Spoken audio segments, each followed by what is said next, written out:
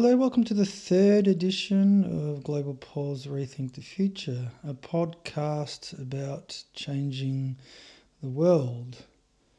So in today's episode, we'll be dealing with the nature of consumerism. How has it come about that we have created a way of life that very much creates a holding pattern of consumption and whereby we are beholden to the allure of it, and yet we cannot, for the most part, it would seem, find a way out of this impasse that we've created for ourselves. So once again, if we are to rethink the givens of our way of life, and we are accepting that we are consumers, and we are market-orientated beings, and understanding the nature of the problem when our agency has been reduced into buying is very much important, because it gives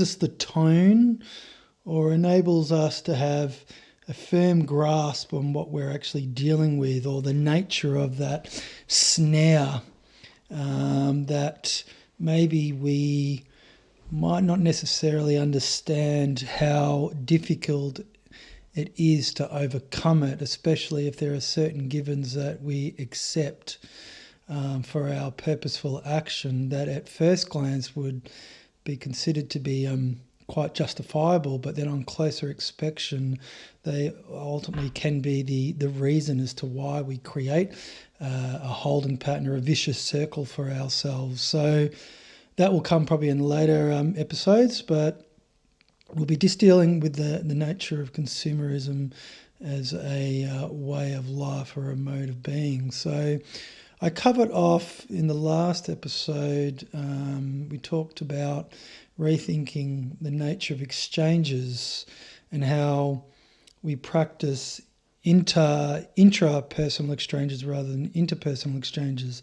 And the reason that sets the foundation for what follows. So if you want to check out the last episode, I really think it would be advantageous to do so. But essentially, it just encapsulates that our satisfaction of a want is very much secondary to the overarching consideration of our time. So if our time is the good of first order that we are orientated towards in our lives, then any exchange that may be considered to be interpersonal is subordinated to that good. And so therefore, if it's subordinated to that good, then our time as the preeminent good comes to be the one that we're ultimately focused on. And so we practice exchanges with ourselves. Now the issue here is that what kind of world do we create or share when that is our preoccupation? Because when we're focused on our time, and everybody practices the same way of life, and that is the ultimate good that they're focused on, you're creating a world in which the way how you share experiences primarily is very much curtailed or can be subordinate to that good that we are primarily focused on.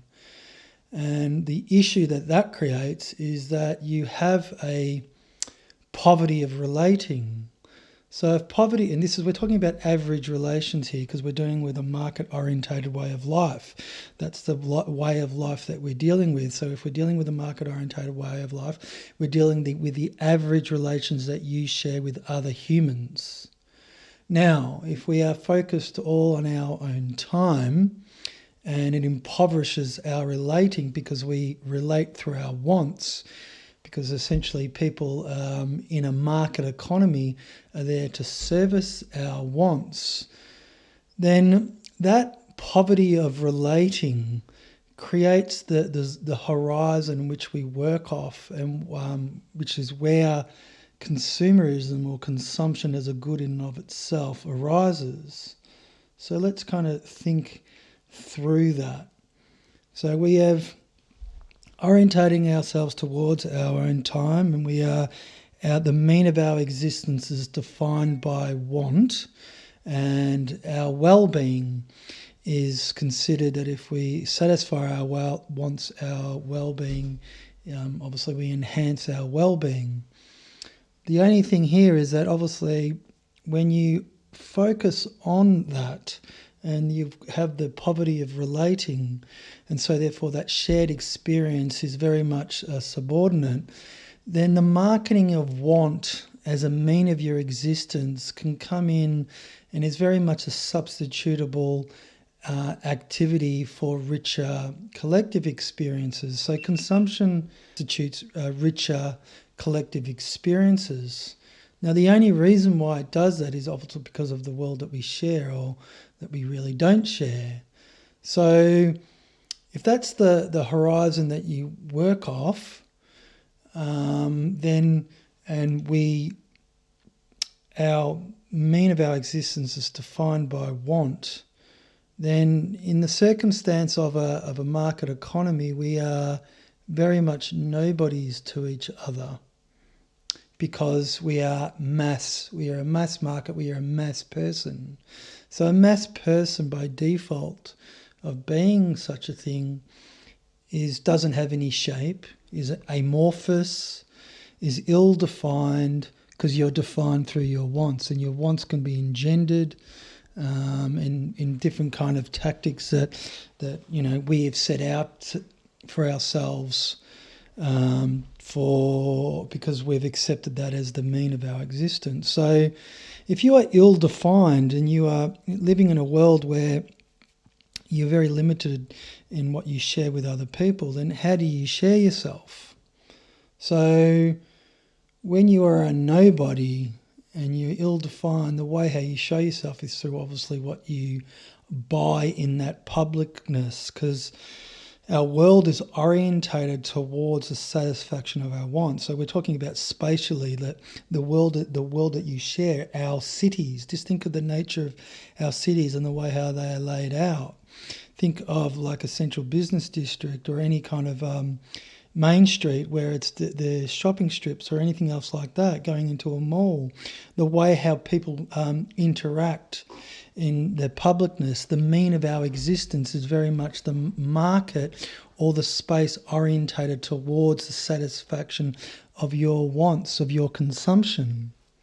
So in that publicness, the way how you appear is very much defined by what you spend, what you consume, what you buy, because then it starts to define you. Now, whether or not it's the model that is engendered as the model to be emulated for the good life is one of the things that we get mediated with. And so if we are mediated with a vision of the good life and our consumption, and it's reduced down into, say, lifestyle, and you're orientated towards securing your life through your actions to secure it beyond just the bare necessity, but then that want or scarcity persists beyond necessity because we've defined ourselves through our wants, and so we have a want of a self to share. That want of a self is very much what we consume in our holding pattern because of the world that we've created for the satisfaction of our wants. So when we have a want of a self to share, consumption we very much consume that want of a self in order to show it in that publicness. So if you think that fashion comes to recycle upon itself, and it's very much, but what does fashion take as the horizon that it works off? It works off being a nobody, but then to be somebody you have to appear. So how do you appear? It presupposes the good of visibility, fashion does. Now, why is visibility a good? Works back to the fact that we're nobodies and that we are mass people, and that you have to define yourself through what you buy. And yet what you buy is determined by the money that you earn, and that in turn engenders the lifestyle aspirations that you have. And so what is an aspiration for a lifestyle? Well, you could be looking at securing your material existence, but then beyond that, it's the style of life that comes to predominate as the overarching good that you're focused on. And so how do you define a lifestyle? Now, a lot of lifestyles can be defined through consumption, through what you buy, and then it can also be defined through the experiences that you get to experience. But that is very much rationed through the wealth that you have at your disposal. So whether or not you're talking about travel, and travel is very much seen as one of those a hallmark of a an affluent lifestyle. So the thing about it is that it engenders a holding pattern. So you might secure your life beyond want, but because we have a want of a self to share and we circle upon that, and very much style comes to predominate because a good of visibility is engendered because we are nobodies to each other, then irrespective of how much money that you earn, it will always feed upon itself, because the world in which you share with other people, everybody's orientated towards the same end of realizing themselves or realizing a vision for themselves. But the holding pattern, in fact, is that we consume the dreams rather than realize them. Because if you consider that when you are orientated towards the visions that you have for yourself in your holding pattern, they're always secured against the great they.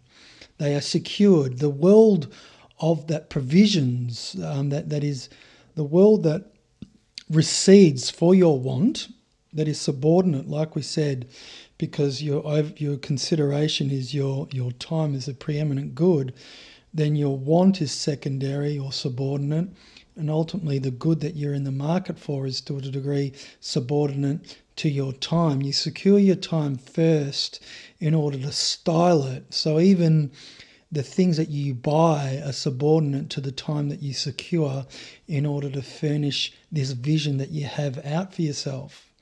But if all we're doing is engendering vision upon vision, that is a lifestyle obsession that is very much predicated off only a lifestyle, you're not addressing the world of provisioning, because your agency or your sovereignty, the creativity that you have at the core, is not totally harnessed in your preoccupation when you're considering consumption as a good in itself.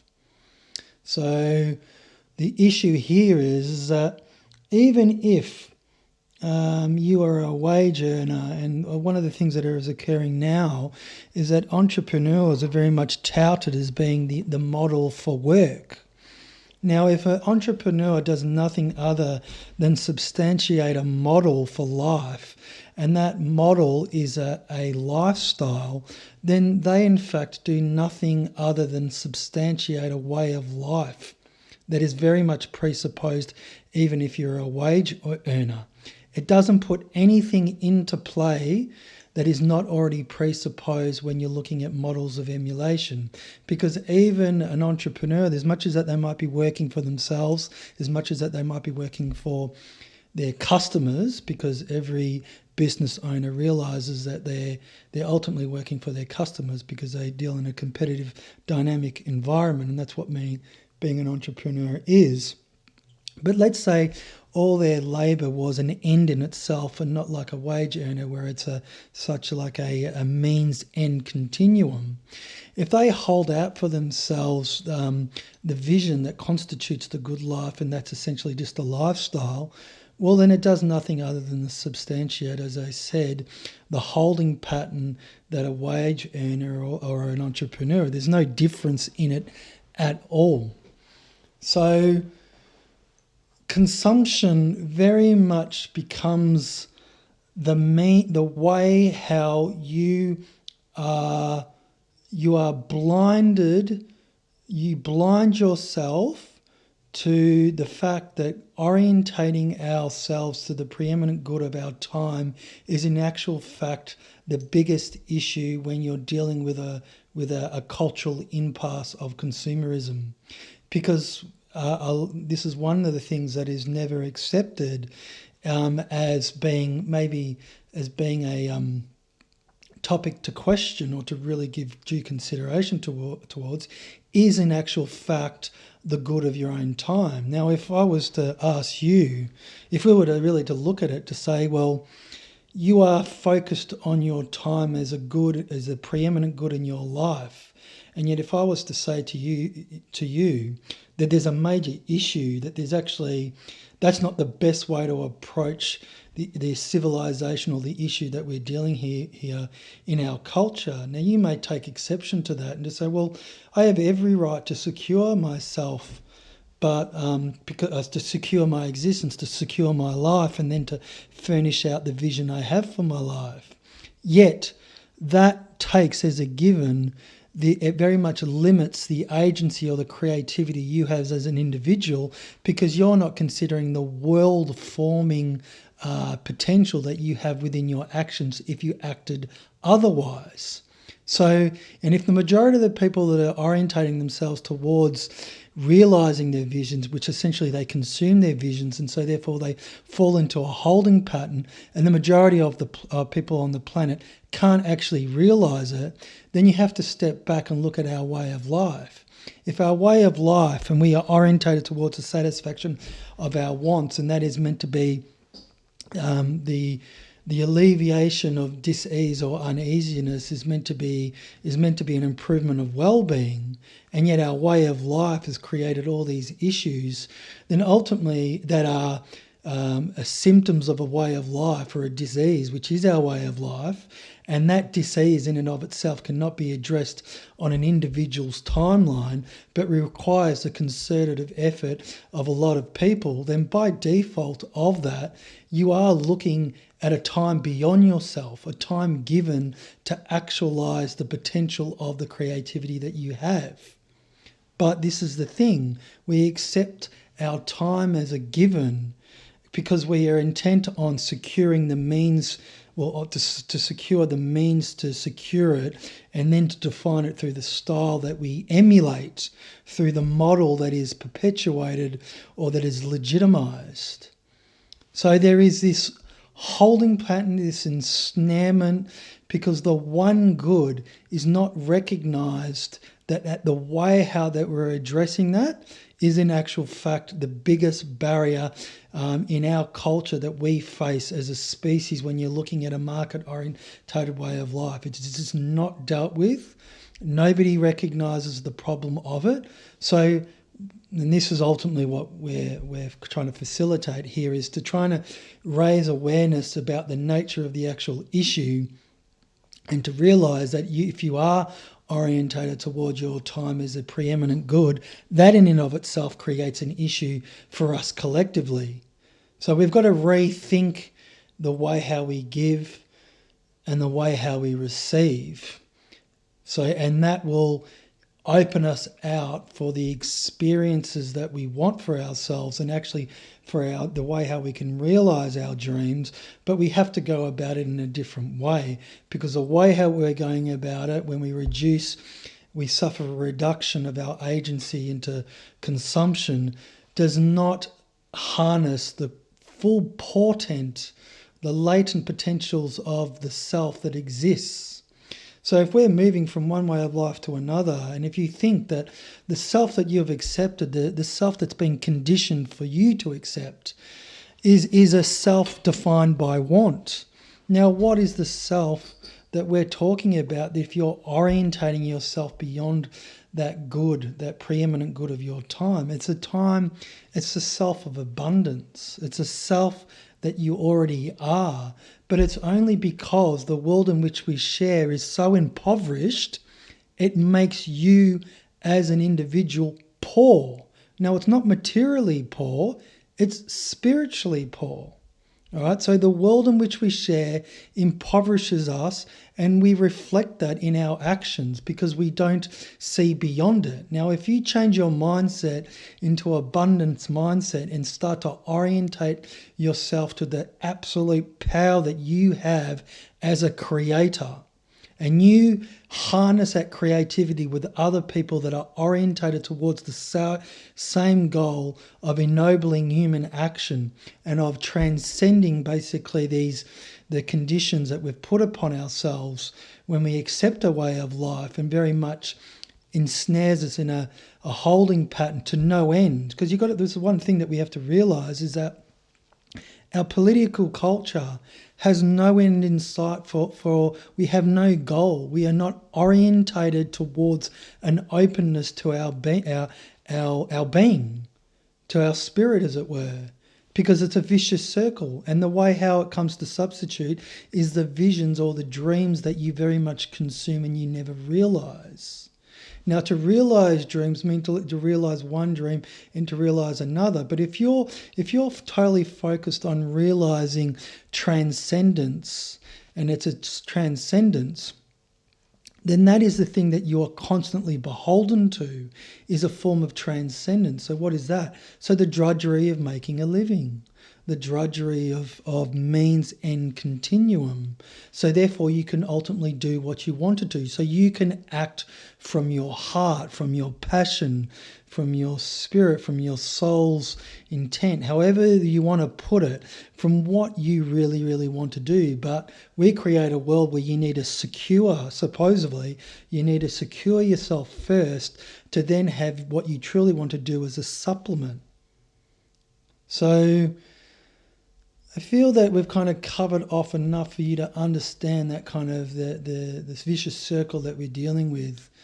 So in the next few episodes, I will touch upon the good of visibility in greater detail, because that is one thing that we can look at, and we can discuss that at greater length. So until next time, take it easy.